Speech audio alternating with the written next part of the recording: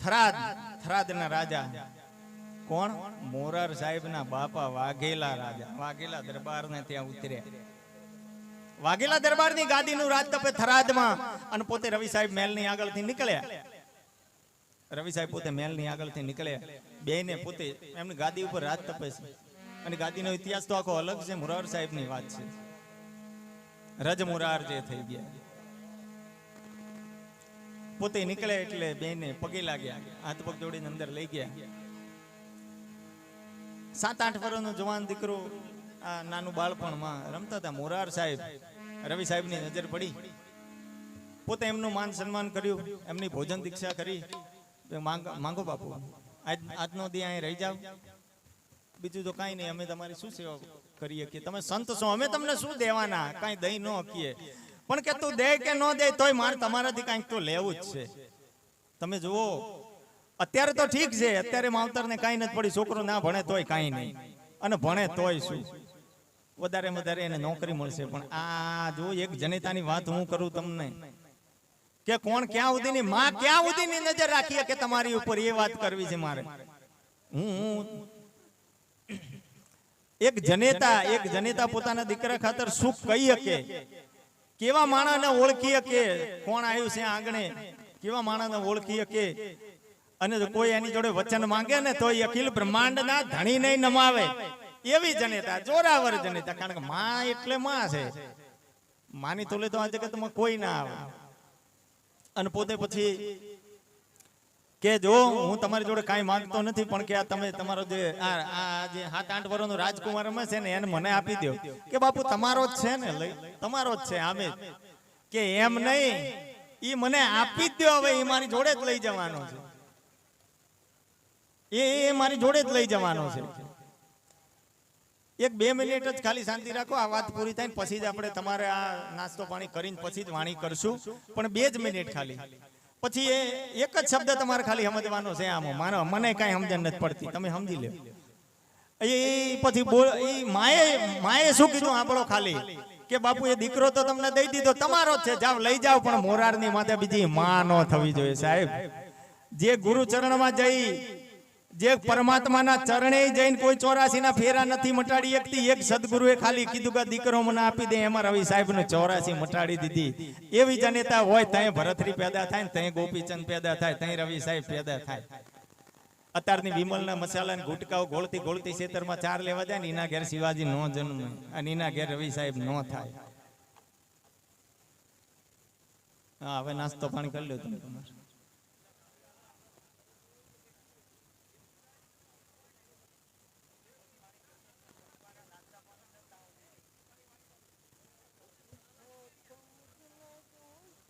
ભલે ને ભાંગી પડે બ્રહ્માંડ. અને આપણે તો હા કોઈ ભજન નું કેવા આવ્યું હોય ને તો કે હા હા હાજે આવીશું, જાઓ તમે તમારે. અને ટીવીમાં સિરિયલ કભી સાસ થી બહુ જોવા બેસી ગયા હોય, તો એને આ વચન ને એને કાંઈ લેવા દેવા જ ન હોય. એટલે આ સત્સંગ આપણે ઠીક છે કે આ તો વાતો કરી લેવાય, બાકી સત્સંગે તો આપણી કામ જ નથી. કારણ કે સત્સંગની વાત ઉપરથી રામદેવજી આમ પૂછ્યું હતું, ક્યાં બધી સત્સંગ કરો છો, વાત કરો છો, ભક્તિ કરો છો, એના કરતા અરજી પૈણી લે. અરજીને કીધું હતું કે બાબા રામદેવ પરણાવે, તમે પરણો ભાટી અરજી. આ મૂળની વાતો છે, આ મૂળની વાતો છે કે બાબા રામદેવ પરણાવે, પરણો ભાટી અરજી. તું કે તો તારો હોનીડો થઈ આવું, તારો મણિયારો થઈ આવું, એટલે તારો વાણોતર થઈને તારું વાણું તેડવાય આવું, પણ પૈણી લે. આ એટલા સુધી કીધું હતું. પણ એને આમાં રસ હતો, એને આ વાતમાં રસ હતો. એટલે પછી રામદેવ પીરને એને એક વાત પૂછ્યું હતું કે ના, મારે તો સત્સંગ કરવો છે, મારે ભજન કરવું છે, મારે સદગુરુની ઓળખાણ કરવી છે, ને તમે જે બાર બેલડી થઈને જે જગ્યાએ જાઓ છો ને અહીંયા મારે બે હવા આવું. બોલો, એનો અધિકારી કરવો છે, મારે ઈ કરવું છે. પણ મને એવી ઊંચી વિધિઓ, મને એવા આસન, ને તમે બાર બેલડી છો, તમે જેસલ તોરલ હાલો હુરો દ્રાંગો વનવીર ને રૂપાંદે માલદે ને જેસલ ને તોરલ ને એ બધા જે બાર બેલડી થઈ ગયા, દેવાય દેવલ દે દેવતણકી લીરલબાઈ કુંભો ને આ તમે જે જાઓ છો, મેઘદારૂ ઉગમસિંહના ઘરે જે પાઠ મંડાય છે, એ બધું મારી સમજણમાં નથી આવતું. મને એક નામની ભક્તિની ખબર છે. બોલું તમે કહેતા હોય મારે ભક્તિ તો લેવી છે, પણ મને સમજણ નથી પડતી. તમે સમજણ પાડો, તમે એ વાતની મને ઘેર પાડો કે મારે ભક્તિ ચા કરવી. એના પછી રામદેવ પીર એને વાણી બોલ્યા હતા, ભક્તિ કરો તો હરજી અગમ ભેદ જાણો. અને હું કહું એ વચનોમાં આલો, પછી મોટા મુનિવર થઈને માલો એ ભક્તિ હરજી આ રીતે થાય. ભક્તિ કરો તો હરજી અગમ ભેદ જાણો. કે બાપુ અગમ વાણીના શબ્દો શું કે જૂનો જૂનો ધર્મ હરજી આબાદ રાખી બોલીએ. અગમ ના અગોચર તો કે વીરા વાતો છે આગિયું.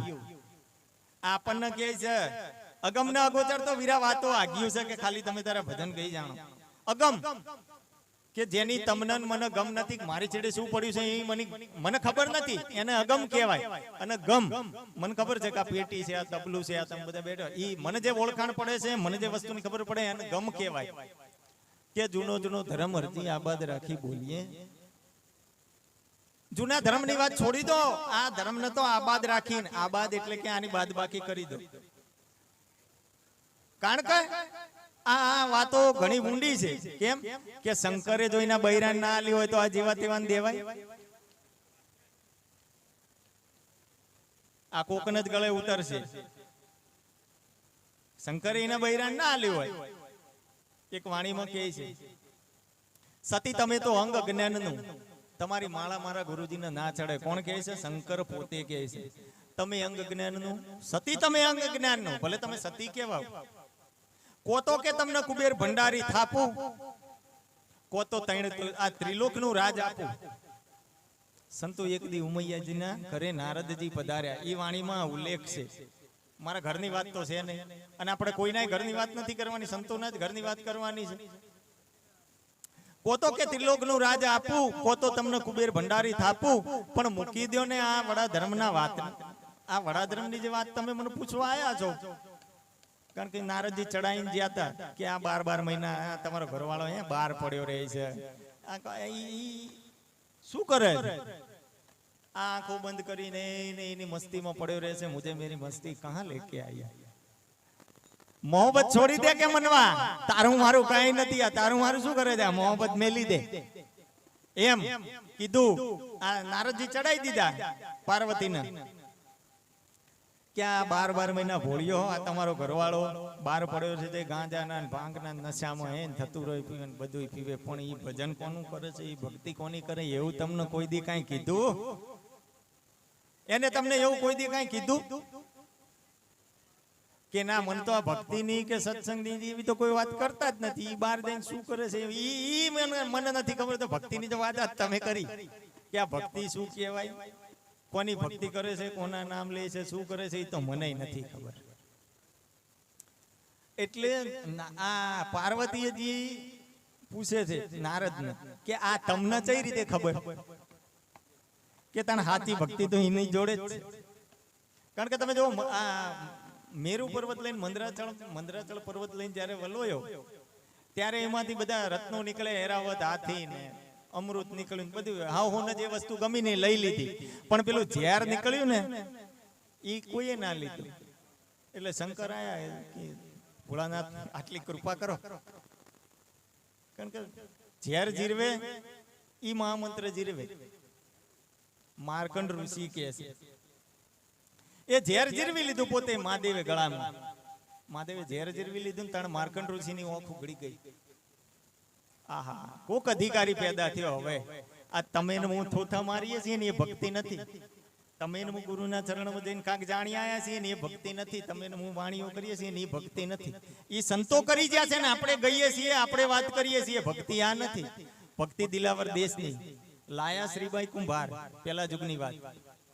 ભક્તિ દિલાવર દેશની લાયા શ્રીબાઈ કુંભાર, પ્રથમ પહેલા દે જાણી પછી સર્વ સંસારે માણી. પ્રથમ યુગની વાત. છેલ્લે કબીર સાહેબ માં આ સાખી બોલ્યા છે.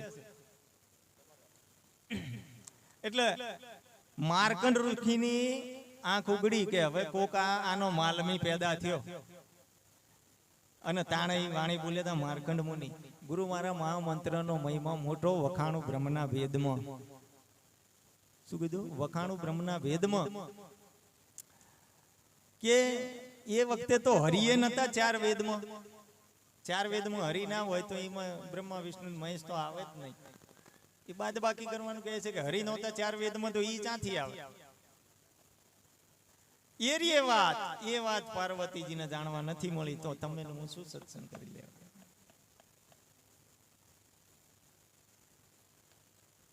પૂરો થઈને પાણીમાં પડ્યો રહું, ઉજાળું અંગડેથી મેલ,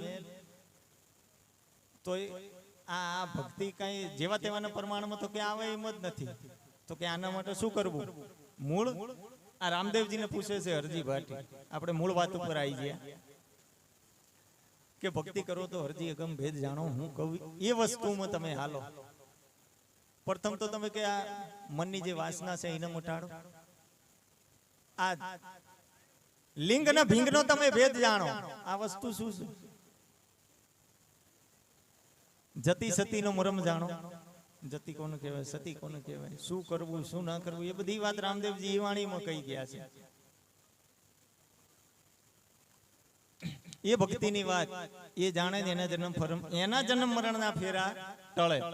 અને એ 184 ની 12 કહેવાય, એ 52 કહેવાય. આ એક જ વચનમાં મોરાર સાહેબ ના એમની માતાએ 84 ના ફેરામાંથી છોડાઈ દીધો કે બોલો રવિ સાહેબ તમને મંજૂર છે કે મોરાર માં તો બીજી માં નહીં થાય એવું મંજૂર છે?